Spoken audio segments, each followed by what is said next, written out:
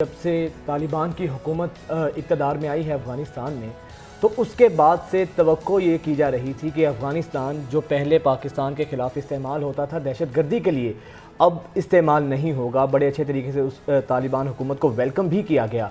उसके बाद फिर दोहा मुआहिदा हुआ था, आपको याद होगा। उस मुआहिदे में ये तय पाया था कि अफ़गानिस्तान अपनी सरजमीन किसी भी मुल्क के ख़िलाफ़ इस्तेमाल नहीं होने देगा, लेकिन अनफॉर्चुनेटली उन उम्मीदों पर पानी फिर गया, वादा खिलाफ़ी की गई।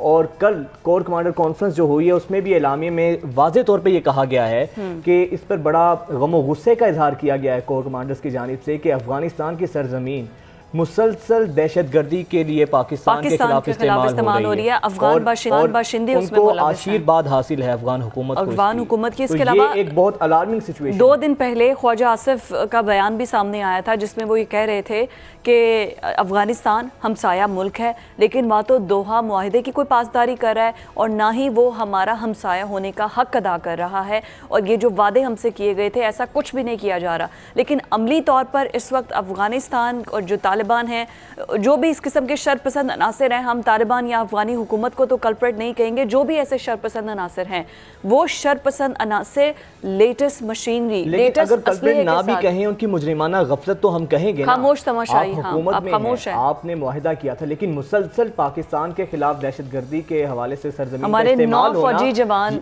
शहीद हुए हैं। कितने फौजी जो हैं हमारे फौजी जवान जामे शहादत नोश कर रहे हैं। तो ये अफगान हुकूमत की जिम्मेदारी थी कि वो ऐसे दहशतगर्द अनासिर, ये कलदम टीटीपी के जो पाकिस्तान को मतलूब हैं, उनको नकेल डालें, दहशतगर्दी को रोके, लेकिन ऐसा नहीं हो रहा है। कल कोर कमांडर्स कॉन्फ्रेंस में बड़ा वाज़े कहा गया है, प्रेस रिलीज में बड़ा तशवीश का इजहार किया गया कि जिस तरीके से अफगान सरजमीन पाकिस्तान के खिलाफ इस्तेमाल हो रही। इसी पर माहिर सिक्योरिटी अमूर डॉक्टर नवीद इलाही साहब हमारे साथ मौजूद हैं, उनसे बात करते हैं। बहुत शुक्रिया डॉक्टर साहब आपके वक्त का।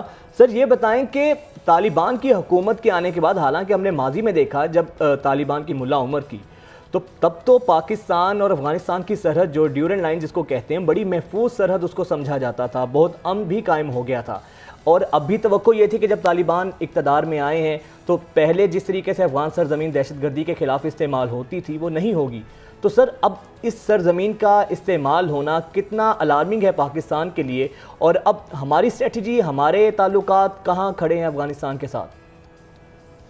जी बहुत शुक्रिया जी। देखें, ये तो पिछले 2 साल से 2021 से अगस्त से जब से ये अफगान तालिबान गवर्नमेंट इक़्तिदार में आई है, तब से ये हमले जारी हैं। यानी इस तरह के हमले, बॉर्डर्स के ऊपर फेंस को उखाड़ना, टेररिज्म पाकिस्तान के अंदर बढ़ना जो है वो पिछले अशरफ गनी और कारज़ई के दौर में भी नहीं हुआ जी।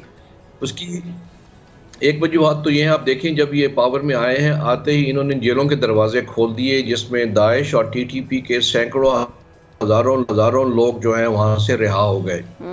और हमारे से कोई चीज़ एक्सचेंज नहीं की गई कि ये लोग हम रिहा कर रहे हैं या ये लोग निकल रहे हैं। देखें ना, रिकॉर्ड मौजूद होता है ना जेल का, वो भी शेयर नहीं किया ना। उसके बाद उनको वहाँ पे इन्होंने जो प्रोविंसेस हैं पाकिस्तान के करीब, जैसे कुन्नर है, नंगरहार है, वहाँ पे उनको बिठाया हुआ है और वो बिल्कुल पाकिस्तान के बॉर्डर के करीब हैं जहाँ से वो कार्रवाइयाँ करते हैं। इसके ऊपर पाकिस्तान ने बारहा बातचीत भी की, एहतजाज भी किया, और अफगान तालिबान ने कहा जी हम तो इस पर कुछ कर नहीं सकते, हम सिर्फ निगोशिएशन के लिए फैसिलिटेट कर सकते हैं। तो बारहा निगोशिएशंस भी की गई। ठीक, एक निगोशिएशन आपको मालूम है जो पिछले दौर में हुई, जिसका नुकसान हम आज उठा रहे हैं, कि ऐसी आपने उनसे मुज़ाकरात किए जिसके नतीजे में वो सैकड़ों की तादाद में सवात में और वज़ीरिस्तान में आके उनको वापस बसा दिया गया। जी, और आज आप वो आपके गर्दन पे सवार हैं।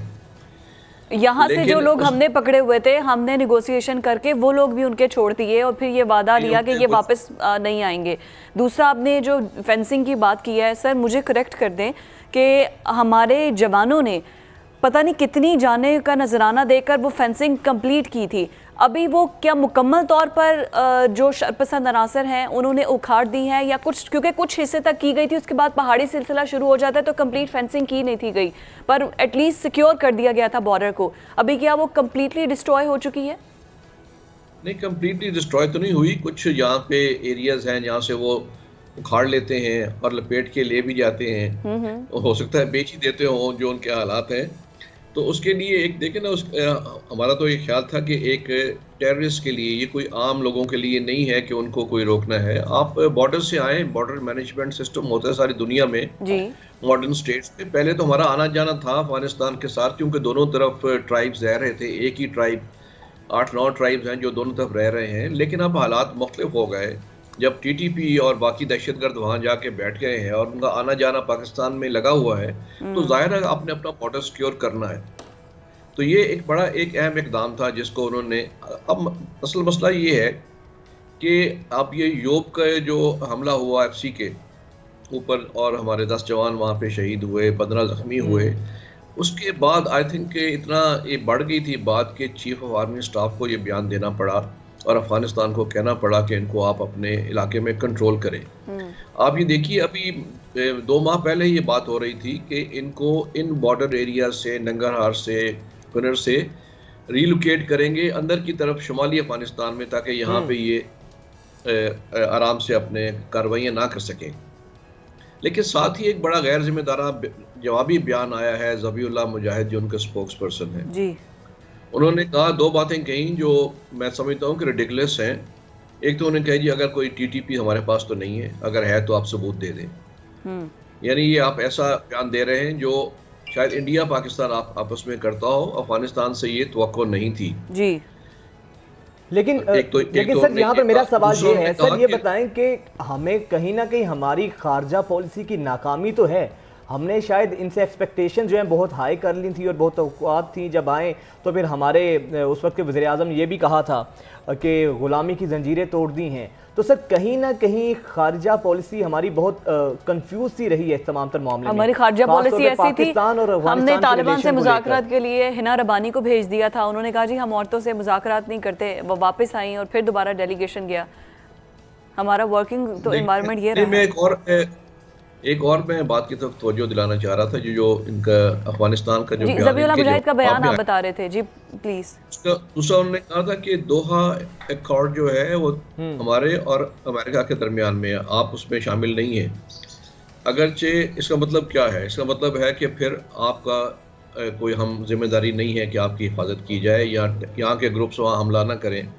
अगरचे आप दोहा अकॉर्ड को पढ़ें तो पहले ही शिक ये है कि ये जो आपकी अफगान तालिबान हुकूमत बनेगी वो अमेरिका और उसके अलाइज पे जिम्मेदारी लेगी कि उनके ऊपर यहाँ से हमले नहीं होंगे। तो पाकिस्तान तो मेन अलाई था, नॉन नेटो मेन अलाई था इन वॉर टेरर, तो हम उसका हिस्सा हैं। इसको ये वजाहत करनी ज़रूरी है। इसके लिए फॉरेन पॉलिसी की डेफिनेटली आप देखें, आप फॉरेन पॉलिसी तो आपकी हमेशा इस तरह करते रहे हैं, कहीं अच्छा हो गया कहीं बुरा हो गया। जब आपने वॉर ऑन टेरर का हिस्सा बने तो आप दोनों तरफ चलते रहे, आपकी मजबूरी थी।